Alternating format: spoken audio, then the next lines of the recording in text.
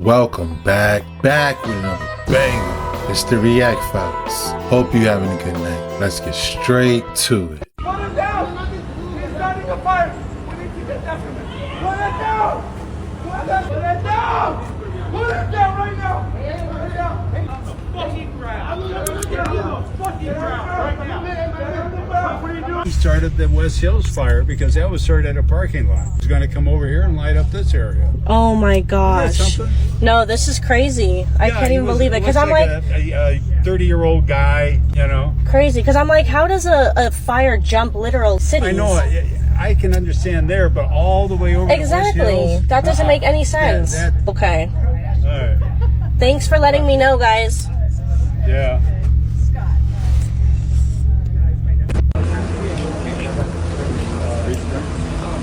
Ladies and gentlemen, we got him. Commander 21 Charles, Roger. Commander 21, Adam is transferring incident command. Commander 21,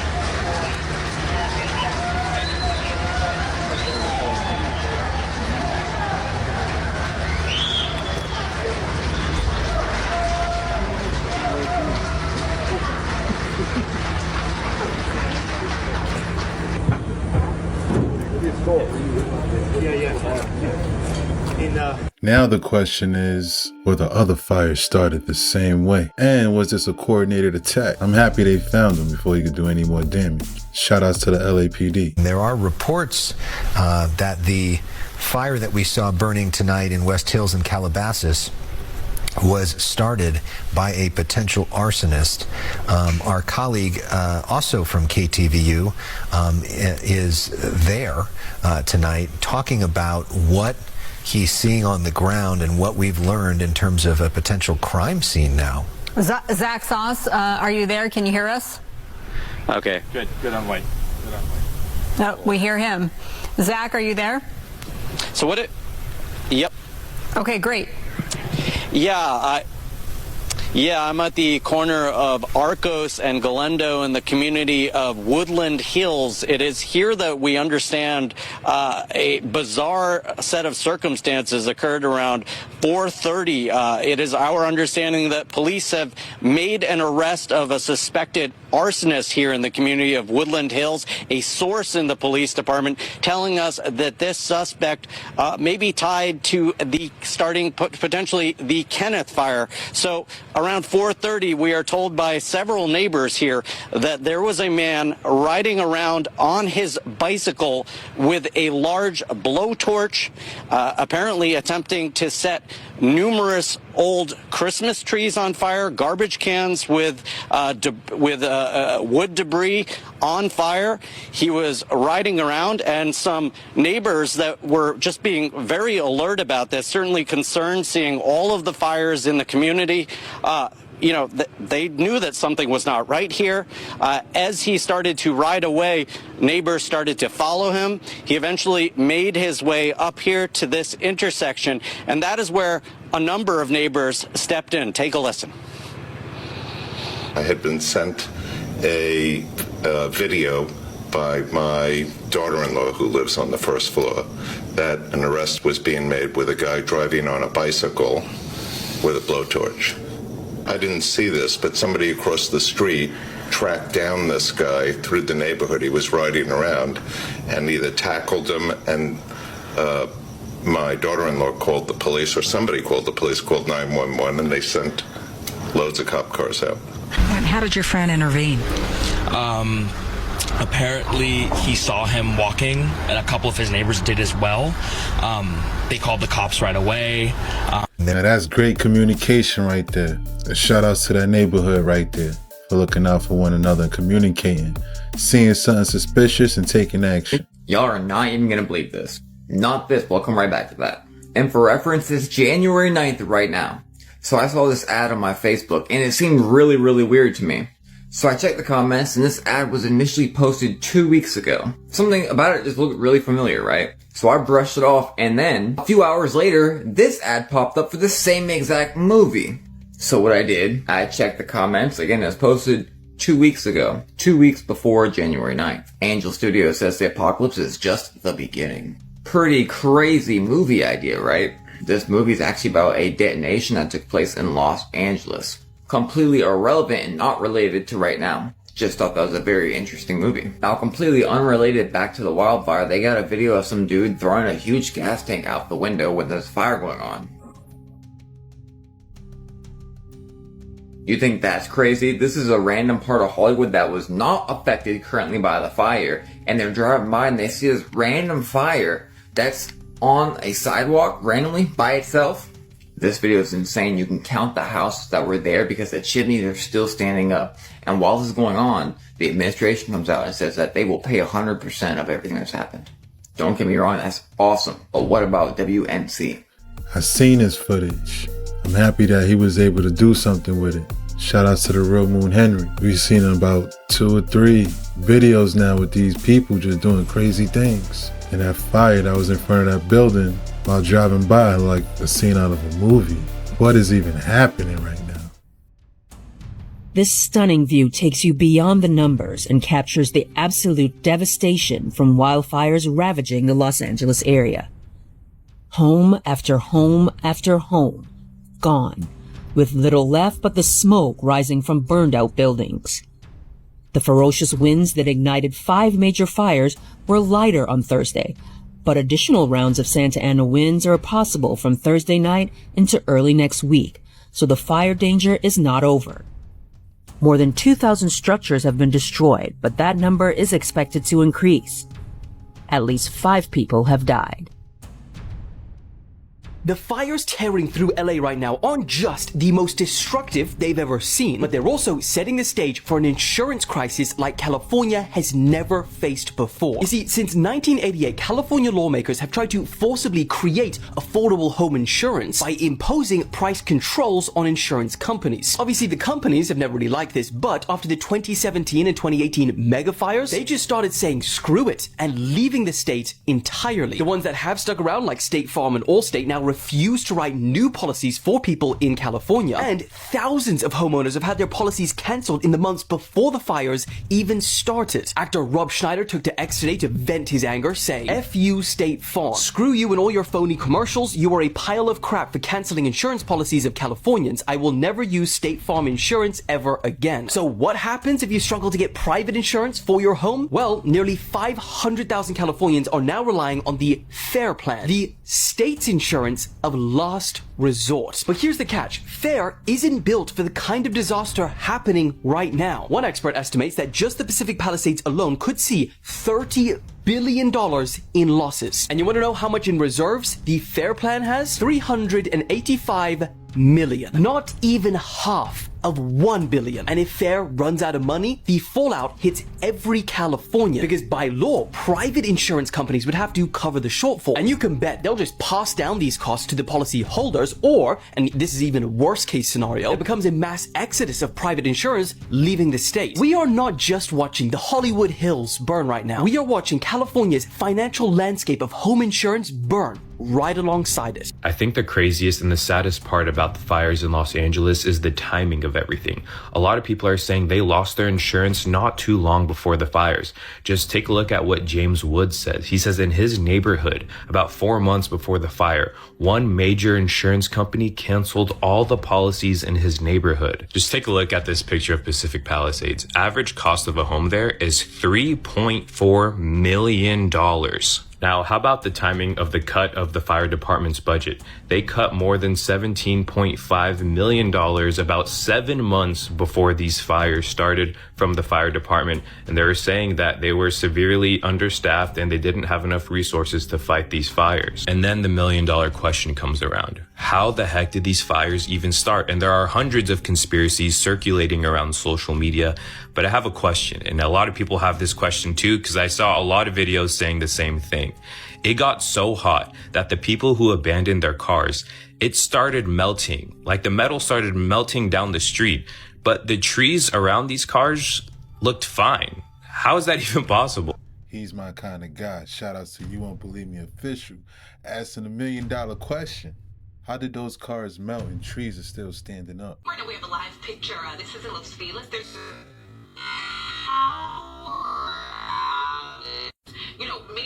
dealing with fires, are dealing with these power outages, and you can just kind of see, Sandra, there, the lights and blinking.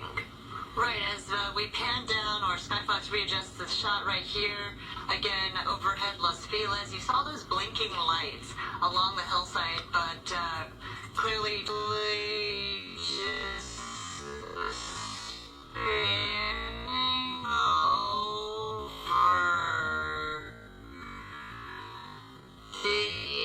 right here to take a look at this hour, 1:30, we're approaching, and yeah, a lot of communities without power at this point because of the situation dealing with fires. Are obviously the infrastructure is tapped right now, and people trying to get a handle of the weather situation, the resources that are available out there. Many communities not even in the fire zone. We did get some footage that was sent to us by email, and there are some anomalies within this footage. And the first thing I want to show is this house that's burning from the inside first. And it looks like, you know, the inside caught fire first and the outside looks still clean. I'm going to play it one more time. This looks like it's a microwave fire that caused, you know, induction of electric eddy currents through the metals and the wiring in the house, which causes resistive heating and ignites the adjacent objects. So yeah, when you see a house burn from the inside out, that's not normal. All right, and then we have another clip from this guy who is in Pasadena, actually, and he will say how his house, or at least his roof, was fireproof. Any kind of build, remodel, anything, you know, the decisions after the decisions and the heart that goes into it. Oh, the small details. The details. You talked about the roofing. What about the roof? You said it was fireproof. So do you question what happened? That's our question. How did it happen? Because the roof was tiled, unless the fire came from the sides. Yeah. And his car. Yeah. So we also have a clip of his car, and I'm going to show that now. You can see that the front passenger rim has melted, and it's flowed about 4 feet there. And so that's at least 1,200 degrees. And the glass also appears to have been melted out of the car. I'm going to show it one more time so that you can get a good look. You know, that's at least, 1,200 degrees for the rims and about 2,700 degrees for the windshield. And what's different with this car versus the other cars that we're seeing in these suspicious fires is the hood is still there. A lot actually survive that normally doesn't, but Porsches have their engines in the back. But it didn't look the same as some of the other ones. Like the rims could melt at a fairly low temperature, but the engine looked like it still had a cover, and it looked like the engine was probably still there too. You could probably get the rims to melt naturally if you used the right kind of like pine or really high temperature wood, and you arranged it around the rim and you had some sort of like rocket stove type furnace setup. You could get the rims to melt that way. But you can see that driveway had almost no fueling around the tire, and the wheel, the rim, there wasn't enough fuel to burn that rim like it was. I'll play it one more time. I didn't see this. Yeah, so you see it was like in a driveway, and there's very, very little fuel within close proximity to the rim itself. See, that's crazy, because I peeped that on a live feed as well. I seen that exact house, and I'm like, yo, it's burning from the inside. It just didn't make sense to me. I'm happy other people caught it. It's spinning. Who the fuck is that? And then watch when I pan over here in a second, and this is all live screen footage from Los Angeles. The fuck is that shit? I'm spinning around, and then what the fuck? And then what the fuck is that shit, bro? What is that? It's spinning. It's the Palisades. Which one am I doing here? That's the Palisades fire, I believe. Emerging in 763.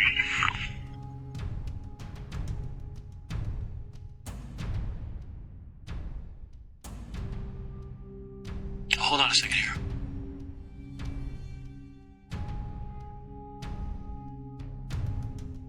Hang on. Ops from Branch 5.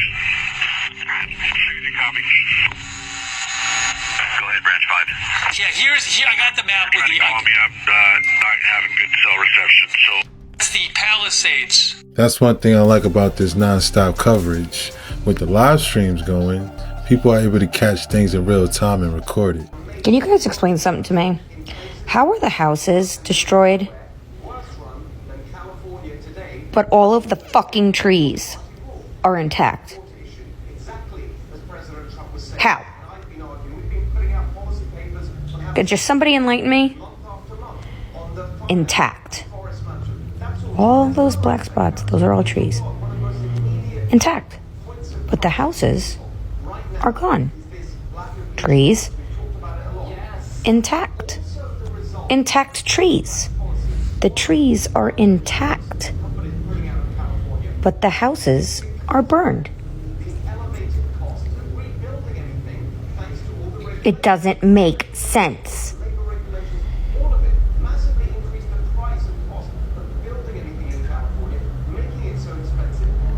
Doesn't make sense. Guys, we gotta go up. Let's go up. Let's go up. Turned around and there was a plume of smoke just like rolling over the mountain, like right behind us. It was probably only about 50 feet away from us. And we quickly like got our stuff, ran down from the rock. As we got to the bottom of the rock, we started to hear the fire crackle like right behind us. And the wind started to pick up really fast, and like we got our things and completely booked it as fast as we could away. And like the trail was a little bit difficult because we had to, in order to go down, we kind of had to go up towards the fire, and then, you know, properly run down the hill. It was terrifying to like feel like you're, you know, running for your life in a situation like that. I'm happy they made it out. That was extremely terrifying. I couldn't imagine being in a situation like that while on a hike. My prayers to California. I'm trying to figure out how to tell my 3-year-old that we don't have a home, and we don't have a school. We don't even know where to go, what to do next. We're staying at a friend's house. You know, that's all short term. Just wanted to see if anything's left. We had everything, like the sentimental things. Like, my mom passed away. I had only a few things of hers left. My wedding dress, our wedding album. We left everything. Our albums, we have just whatever we're wearing. We're wearing the same thing for the last 2 days. My heart is broken. It's heartbreaking. The number of kids who are affected just like this mother's daughter. It's crazy to see the neighborhood like that with the checkpoint. There's just some things money can't buy that has sentimental value. My hearts and prayers go out to California. Take a look at this telegraph pole. Literally, it is hanging by a thread, the bottom completely burnt out. This is Altadena, where the Eaton fire came through, still under an evacuation order, but I want to show you some of the destruction that's been left in its wake. As you can see here, many vehicles like this one completely charred, with residents having to leave everything behind. In this direction here, these homes completely razed to the ground. You can see perhaps some hot spots still smouldering over my shoulder there, and then things that just show everyday life. Patio furniture, for example, where families, of course, would have sat together. There are concerns out there that there's also been a water shortage. The fact is, the utilities understandably shut off power because they're worried the lines that they carried energy were going to be blown down and spark additional fires. But the Cal Fire, when it did that, it cut off the ability to generate pumping the water. That's what caused the lack of water in these hydrants. And so Cal Fire is bringing in generators to get these pumps up and working again so that there's no longer a shortage of water coming out of these hydrants. The governor should resign. People are dead. Homes have burned. It is not your first rodeo. It is not. And when you know that you have a state that is prone to fire, and I'm going to give it to you, you've got global warming. You have literally a tinderbox. Isn't this the part where you take the highest income tax, highest sales tax, highest gas tax, and rebuild the infrastructure? I'm sorry. And the reason for me this is super serious is because this guy wants to be your president. This now goes from a California problem to a countrywide problem. Like, I get it, he's got good hair. We've got much bigger problems, okay? Governor, I live here, Governor. That was my daughter's school, Governor. Please tell me what you're going to do. I'm not going to hurt him, I promise. I'm literally talking to the president right now to specifically answer the question of what we can do for you and your daughter. Can I hear it? Can I hear your call? Because I it don't doesn't- believe it. I'm sorry. There's literally, I've tried 5 times. That's why I'm walking around to make the Why call. is the president not taking your call? Because it's not going through. So Why? I have to get cell service. So let's get it. Let's get it. I want to be here when you call the president. That's a wrap. Hope you enjoyed tonight's rabbit hole. If you like this video, check out this one right here. Until next time.